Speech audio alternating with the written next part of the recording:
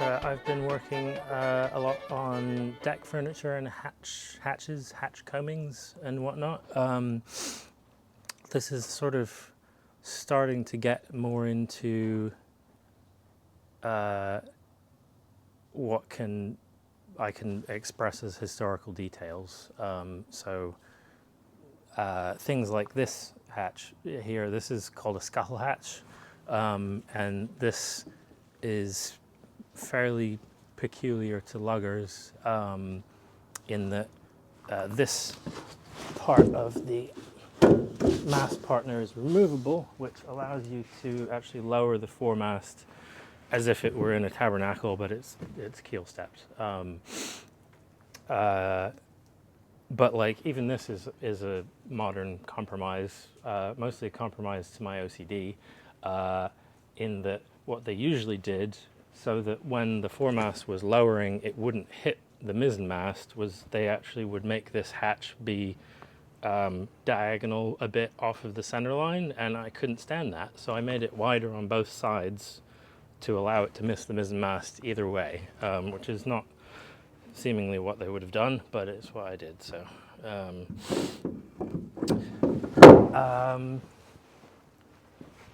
yeah, and I'm trying to put things more or less where they would have been historically. I have run into a few challenges with that as well, particularly with this hatch, which this is kind of a classic example of how interconnected everything is, and how you, especially when you're doing a project like this where there aren't plans or construction drawings to aid you, really,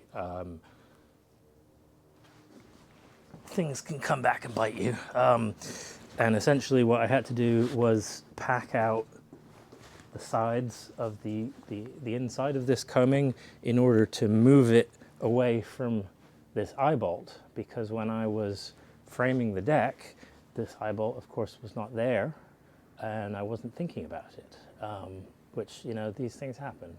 You can't think about everything constantly. It's just not possible. But you know, this is an acceptable compromise, and actually kind of nice in one way, in that all of the bolts holding it down now go through the packing pieces rather than through the fiberglass membrane. So I didn't have to do what I've done on all the other ones, which is to bore the holes and then basically pour epoxy in and like try and seal up the end grain of the plywood on the inside of the bore on each and every hole. I did not have to do that with this one, which was nice. So it's not all bad. The whole thing is slightly smaller than it would have been because I had to pack it out, but not the end of the world. I still fit. So the actual design of the coamings themselves is something that I kind of came up with on the fly just from my experience of making coamings in the past, like having it be straight-sided and then have a bevel. It just feels nicer to me than if it came straight up. That feels like kind of a sharp angle at the top to me then. This kind of eases it a little bit. So I've done that on all of these, and then the joinery itself is fairly simple. It's like a half dovetail on each one. I think technically a half dovetail. They go in different directions depending on which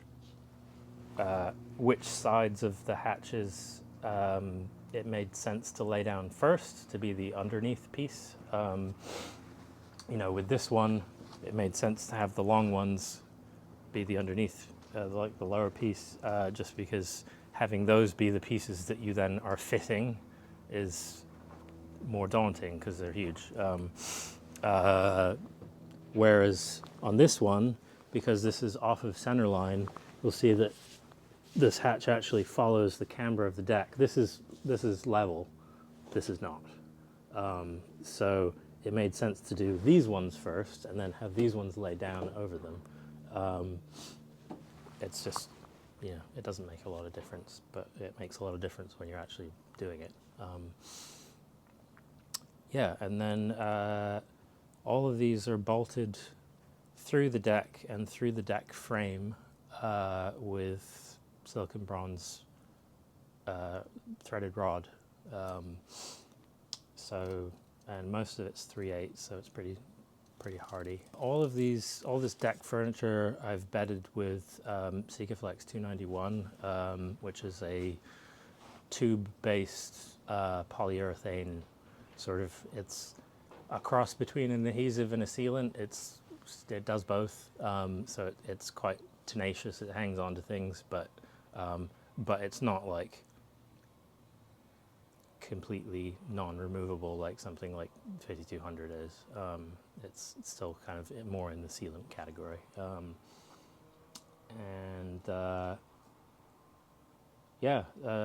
Just, assembling the coamings, bolting them down very lightly, letting the Sikaflex cure, and then taking up on the bolts, so that you get like a really nice compressed sort of gasket all the way around, rather than squeezing it all out while it's still squishy. I had two really nice pieces of Purple Heart to do the scuttle hatch that I got from a lumber supplier up in Vermont last year, I think. And the rest of them are either oak or black locust, which is also a good choice.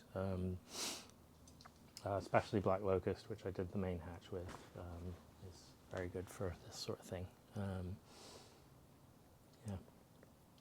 So the actual hatch covers for each of these are all a bit different. The scuttle hatch, I'm planning to actually have the hatch cover be transparent, have it out of plexi, so that it's like this nice big skylight up in the forepeak.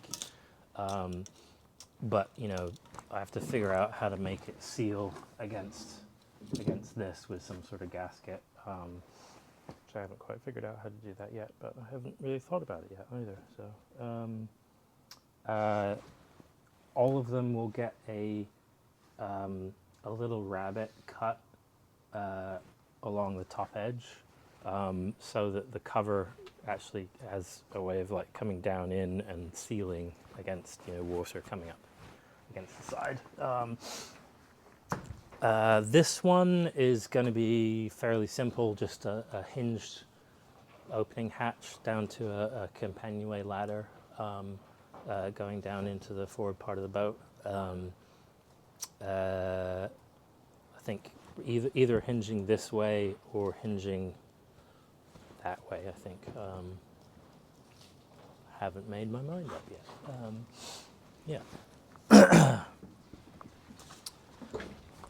This is the main hatch, and this is actually going to get a butterfly hatch, which I have yet to build. Same thing with a rabbet all the way around. The whole butterfly hatch will be removable so that large things can be lowered or lifted through the main hatch. And then currently I'm working on sliding hatch for the main companionway, which is fiendishly complicated because it's off-center. Now I've put the companionway off-center a little reluctantly, but it makes the most sense in terms of use of space down below. So what actually happens is it's going to come down on top of the engine box. So I'm building a box over the engine to contain oil drips, to contain the noise, to contain all of that, and the companionway is actually going to be a part of that. But yeah, working on the sliding aspect of it with having to match an off-center camber and I don't know the term for them, but like the little tabs that actually hold the sliding part of the hatch down are at different heights because of this. So getting it all to fit together is like a little bit headache inducing, but I'm getting there. This one is the aft sort of companionway, I guess. This is the entry into my cabin, and I've built it up with plywood to this height so that I have standing headroom in one spot in my cabin. This is also going to get a butterfly hatch on top of it, which I have already, was given to me by Dane actually. It needs refurbishing, it needs a bunch of work, and it doesn't have the opening panes yet, but it actually exists, so that's good. So it'll just be a case of making them match up. I've got a couple of non-opening port lights that are going to go on the side here, and then I actually haven't decided whether the way in is going to be on this face or on that face yet, but I will make up my mind at some point. Back aft here, this one is large enough, just large enough for a person to get in and out, so it is kind of a fire escape from my cabin, but primarily it's a skylight. It's right over my bunk, so that'll be kind of nice. And this is going to be a fairly simple, opening. I think probably opening like this so that it can be a bit of a wind scoop. Yeah. And then we have the mizzenmast partner there, made out of sapele. Yeah. So I'm actually at the point that I could wash the deck and no water would go down below, which is quite exciting. That's definitely not been the case for a long time, so yeah.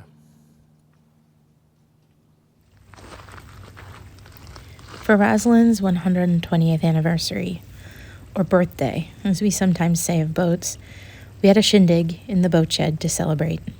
Andrew's parents, Kate and Derek, came from upstate New York, and we were also joined by some very special friends of the project. If I could have everyone's attention, please, for the Cornish national anthem. We have to stand.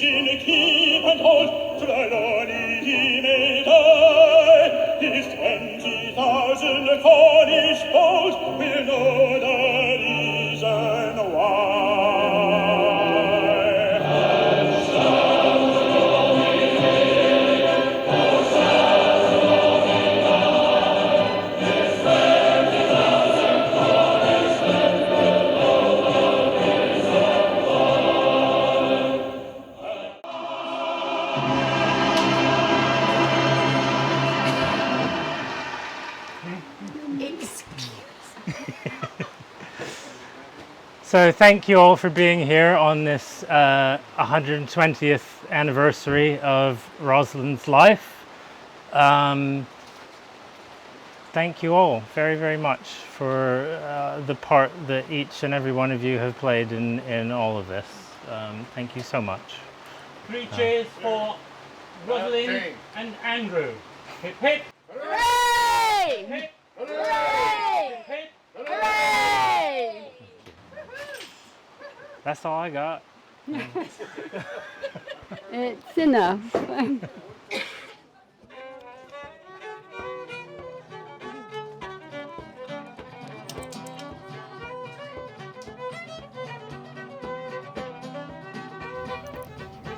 I've got so many photos from this angle. And back when Rosalind was partially planked, I don't think I could have imagined her fully planked, entirely caulked, mostly puttied, with a bowsprit, coach roof, cap rail, and bulwarks. It hasn't been easy, and there's still so much to do. To those who have sent PayPal contributions and become members on Patreon, and to those who cheer for Andrew here on YouTube, 3 cheers to you, too. You're in his thoughts on the hardest days, making it easier. Thank you to those in Cornwall, St. Ives, and the passionate people at the St. Ives Jumbo Association who have been cheering him on from England, too. Our gratitude is deeply felt, and we think of you often. Can we get up, or are we supposed to stay here? What's yes mean? One or the other. Oh, all right, I'm getting up. I recognize where I am on the property now, and I